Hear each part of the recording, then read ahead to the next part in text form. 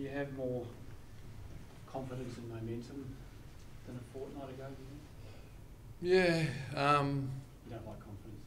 No, we like confidence, but everyone misuses it, misunderstands it. It's built off action and firming up belief in what you're doing. So on the back of the last 2 weeks, it fuels our belief in ourselves and what we're doing.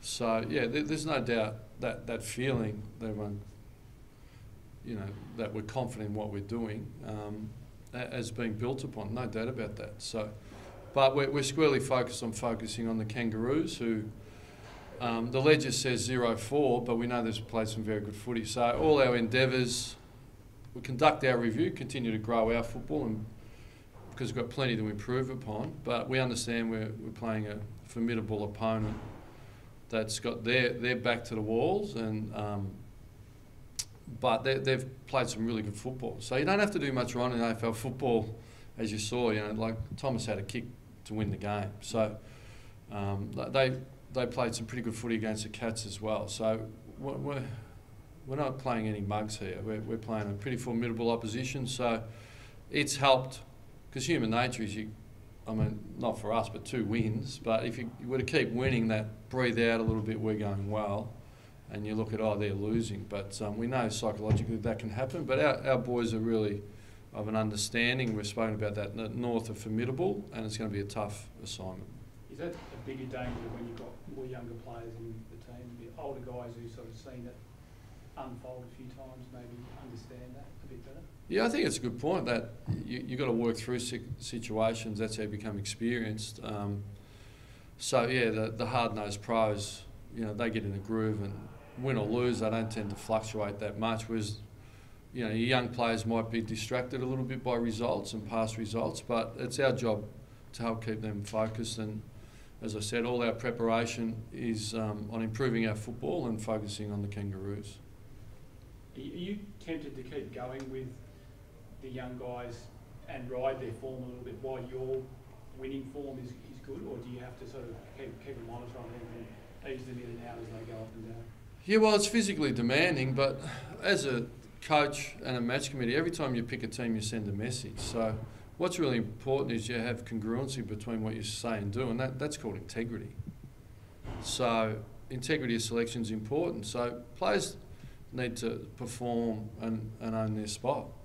Otherwise, in the end, you don't stand for much. So, and clearly our young players haven't been perfect over the last 2 weeks, but they've had great leadership from our senior players, and they've done enough to command their spot. But we've got Darcy Tucker playing very well, so people below that are playing well are putting pressure on. But when you're winning and people are contributing, you'd rather be in that seat than the one trying to get in. Do you expect many changes then in saying that? Does Tucker give himself a chance of coming in, or do you just stick to the team that's done the job last week? Yeah, well, we've got to get through training. There's always a risk when you train, every time you're training intensely. So we haven't picked the team yet, but Darcy played quite well, Taberner played quite well. We've got a bit underneath and some experience underneath. Sutcliffe played quite well. Daniel Pearce has been emergency for 2 weeks. So we've got some people underneath and Subin pushing up, but we'll get to that balance of the team. We've got to have a further look at North Melbourne. But yeah, a change isn't out of the question, but we'll get to that at the right time. Walters, how's he faring? And then also Stephen Hill. Sorry, I missed the first bit. Michael Walters. Yeah. And Stephen Hill, how are they travelling? Yeah, Stephen, well, Sonny got up last week, so he'll get up this week. He's in a lot better shape this week, and I think he had 20 and kicked 1, and this was a really courageous effort, so we expect him to be better again. He'll probably be full training today, I'm not too sure. And Stephen's a bit like Michael last week.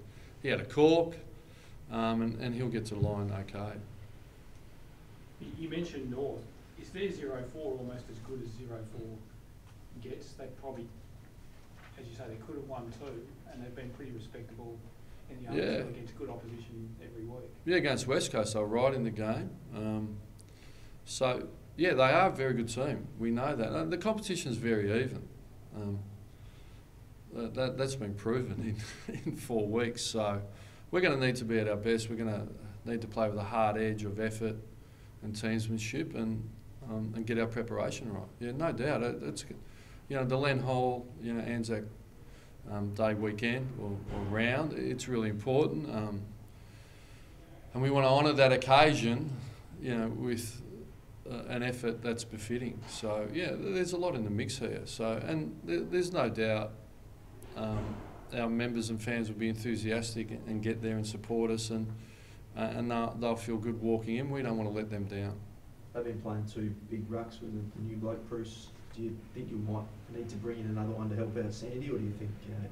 Yeah, it's a good point. It's something we've got to look at because, you know, and they're quite tall in their front half. Can we afford to have Michael Johnson out there? So Johnny Griffin's been really solid. You know, there's Tabernar come in and help out with that. They're the things we've got to get to. But they're the considerations, and at the end of the day, you live and die on those calls, don't you? Because you're king or dunce, whether you do or whether you don't. So. Ross, have you had any contact with Harley Bennell since the weekend? Have you had a chat to him at all, or because he's still on leave? Yeah, I talk to all my players. Yeah, correct. He's on leave, so you don't want to sort of intrude too much. But yeah, I think the first point is with the AFL and the club. They liaised with the club on that day, and the matter was closed 6 days ago. So, from the AFL's point of view, that they liaised with us on that day, and within 24 hours, the matter was closed, and we've all moved on. So, Harley's on leave, and that's where it sits. Confirming there's no punishment for him from the club's point of view. Yeah, well, I haven't. Steve Rossage has been on leave. I haven't seen him. So he was in Melbourne. So yeah, I think if the AFL and the club have closed the matter 7 days ago, there was no incident involving any member of the public, any member of Virgin staff, and Harley acceded to any request and did it amiably. So at the end of the day, I think that's the issue. When do you get him back and start to build him again back towards playing? Yeah, when he gets back from leave. So, I mean, he's had a really hard run here. I think everything's about context. Do you know what I mean? So, and unfortunately, whether it be me, with anyone that's led a public life, and we've all had ups and downs, what happens is your past is brought up and rammed in front of you straight away. So that's the world we live in, whether it's sport or outside of sport. So, but my position is I'm the coach of 46 players, have genuine care and interest for them. It's been 60 weeks of dedication and getting to the line, and then devastation. So that's the position. I'm here to support. I'm here to support, and we all need help, and there's all cries for help, and you need a mental break. So I'm certainly not here to punish and have retribution. That's not how I live. So, but I understand that there's others that are doing their job and all of those things. So that's the context for Harley, for me and the club. But obviously, we can support till we can't, but there's nothing here that dictates no support for Harley. So let's just be clear on that. Have you learned a lot in terms of what you went through with Anthony Morabito and the struggles of getting him on the park and the distractions? Have you learnt something from that you can bring into this Harley situation to try and get him on the park? Well, I think if you're the player at our club, you would think we give 6 years with not much return on investment. But that's our responsibility, and that's our care. So we all put our heads on the pillow pretty comfortably. And I think if you're a player here, you think, geez, you get pretty good support. Your piece is to, like Anthony did and like Harley's done, is to buy in as much as you can. But they're young men with ups and downs and lots of pressure. Do you know what I mean? With lots of pressure. But we understand, we like that pressure. You sign up for that pressure. But sometimes it can become debilitating for some people when you have a continued run of bad luck when you're trying your best. But that's just life. I mean, this isn't a life or death situation. This is a calf that will get right. That's how I see it. Is the club going back to speak to the German doctor about his calf since he played a step back? Yeah, look, what I'd like to do, I think I've said enough on Harley. I'm not here to dissect it. I'm here to talk about North Melbourne. I'm happy to talk about the game, but I think I've said enough about Harley. I think our position's clear. Your position's clear. and then I think we all just get on with the game. Ross, you mentioned, or you talked a little bit about their two talls. How much do you factor in of how good the one tall and Michael Johnson providing backup has been? You've looked quicker and Yeah. it's enabled you to do a lot of things you weren't able to do in one or two, I suppose. Yeah, look, it's a good point. It's hard to quantify it exactly, but really simply, and we know with Aaron that hit-outs are only the starting point. I mean, you can lose a lot of hit-outs and they can help you with a little bit of momentum around the stoppage, but you can certainly function without getting your hand to the ball. So we do value it, but it's at what cost? So, you know, we're more likely to stick with one. But it's your point, how much will John's going to get his hand to it, how much do you lose on the other end? So when you've got momentum and an equilibrium and a balance in how you're playing, you like to stick with it unless you're really forced to deviate. Well, that's just my position, but everyone else coaches differently. We all know that. And your senior players, your midfielders in particular, have been quite formidable for you over the last fortnight. Do you have to warn other players that that's not how it's going to be every week? You're not going to have Mundy, Fife and Neil and Stephen Hill playing at that level. They've been pretty special in last quarters in particular, haven't they? Last two. Yeah, but in fairness, Neil had 5 possessions in the first half and played forward. Yep. Stephen Hill had the corky and really just was out of the game.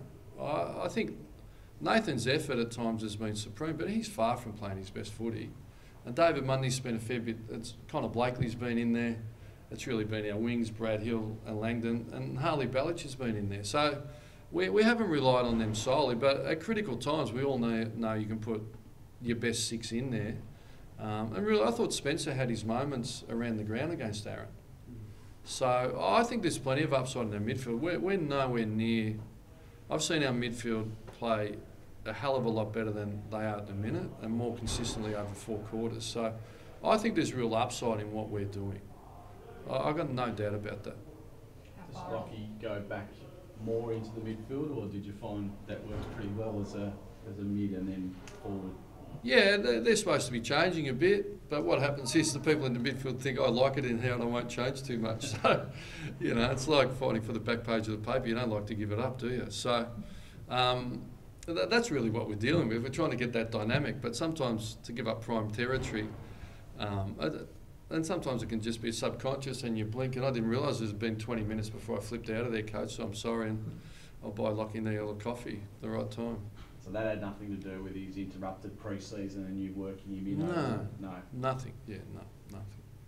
How far off do you think Fife is from his best? You said he's probably not at his best yet. Yeah, look, I've lost my crystal ball, but he's working towards it.